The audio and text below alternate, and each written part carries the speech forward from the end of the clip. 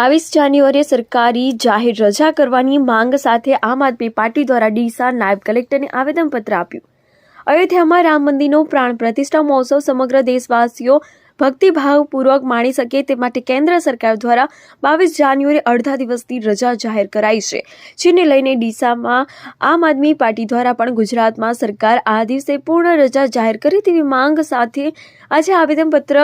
આપવામાં આવ્યું હતું। ભગવાન શ્રીરામની જન્મભૂમિ અયોધ્યા ખાતે વર્ષો બાદ નવનિર્મિત પામેલા રામ મંદિરમાં ભગવાન શ્રીરામની મૂર્તિની પ્રાણ પ્રતિષ્ઠા મહોત્સવ યોજાવા જઈ રહ્યો છે, જેના કારણે સમગ્ર દેશમાં રામ ભક્તિમય માહોલ ઊભો થયો છે।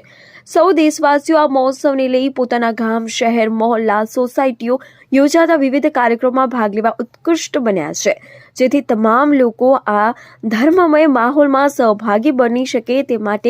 કેન્દ્ર સરકાર દ્વારા 22 જાન્યુઆરી અડધા દિવસની જાહેર રજા કરવામાં આવી છે, જેથી ડીસા આમ આદમી પાર્ટી દ્વારા પણ ગુજરાત સરકાર આ દિવસે પૂર્ણ રજા જાહેર કરે તેવી માંગ સાથે ડીસા નાયબ કલેક્ટર કચેરી ખાતે આવેદનપત્ર આપ્યું હતું। આપના ઝોન પ્રમુખ ડોક્ટર રમેશભાઈ પટેલ, ડીસા શહેર કોર્પોરેટર વિજયભાઈ દવે, આપના આગેવાન સુભાષભાઈ દવે, હરેશભાઈ ઠક્કર સહિત કાર્યકરો ઉપસ્થિત રહી તારીખ 22 જાન્યુઆરીએ સરકાર દ્વારા જાહેર રજા જાહેર કરવામાં આવે તેવી માંગ કરવામાં આવી હતી। આ સદીની સૌથી મોટી ઘટના એટલે શ્રીરામ ભગવાનનું જે મંદિર છે અયોધ્યામાં, એ 22 જાન્યુઆરીએ એની પ્રાણ પ્રતિષ્ઠા થવાની છે। આમ આદમી પાર્ટી બનાસકાંઠા અને ઉત્તર ગુજરાત એવી માંગ કરે છે કે 22 તારીખે ગુજરાતની અંદર પૂરા દિવસની રજા રહે। દરેક સરકારી શાળાઓ, સંસ્થાઓ, સરકારી જે પણ સરકારની જે સંસ્થાઓ છે એ બધી સંસ્થાઓમાં સંપૂર્ણ રજા રહે અને આખો દિવસ ગુજરાત રાજ્યની અંદર ભક્તિમય અને રામમય દિવસ રહે, એના માટે આજે અમે આવેદનપત્ર આપવામાં આવ્યા હતા। જેમ કે કેન્દ્ર સરકારે અડધા દિવસની રજા મંજૂર કરી છે, તો અમારી એવી માંગ છે કે ગુજરાત સરકાર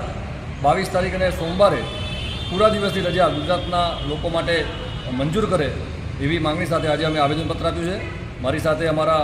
ઉત્તર ઝોનના પ્રમુખ ડૉક્ટર રમેશભાઈ, ડીસા સિટી પ્રમુખ સુભાષભાઈ ઠક્કર અને અમારા મહામંત્રી કમલભાઈ અત્યારે હાજર રહી અને અમે આવેદનપત્ર આપી અને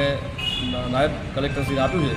એમણે સરકારમાં આ બાબતે રજૂઆત કરશે એવી અમે ખાતરી આપી।